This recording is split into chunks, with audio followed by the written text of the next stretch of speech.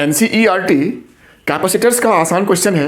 देख लीजिए क्वेश्चन क्या है। फिगर मैंने बनाया है, क्वेश्चन फिगर नहीं था। 3 कैपेसिटर्स हैं, 2 पिकोफराड, 3 पिकोफराड और 4 पिकोफराड। पिकोफराड मतलब 10 का पावर -12। और इसको हमने एक 100 वोल्ट की बैटरी से ऐसे पैरेलल में जोड़ दिया है। तो सबसे पहला पूछा है जो नेट कैपेसिटेंस होगा इन तीनों का वो कितना होगा। तो देखो भाई, पैरेलल में सिंपल फॉर्मूला होता है C1 + C2 + C3। कुछ करना ही नहीं था। तो 2 पिकोफराड + 3 + 4, हमने इसको पिकोफराड भी ले लिया है। तो 3 2 5 4 9 पिकोफराड आपका आंसर 1 मिनट में आ गया।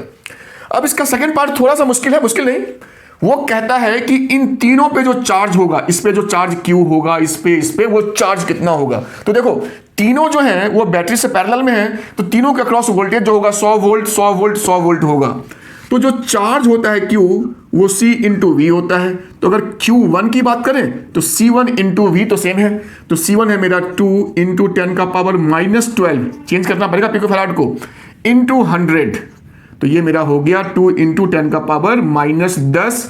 चार्ज है तो कूलम। अब दूसरा निकाल लेते हैं। Q2 जो C2 पे है चार्ज मेरा, तो C2 × V तो सेम रहेगा। तो 3 × 10 का पावर -12 × 100, तो ये हो गया 3 × 10 का पावर -10 कूलम।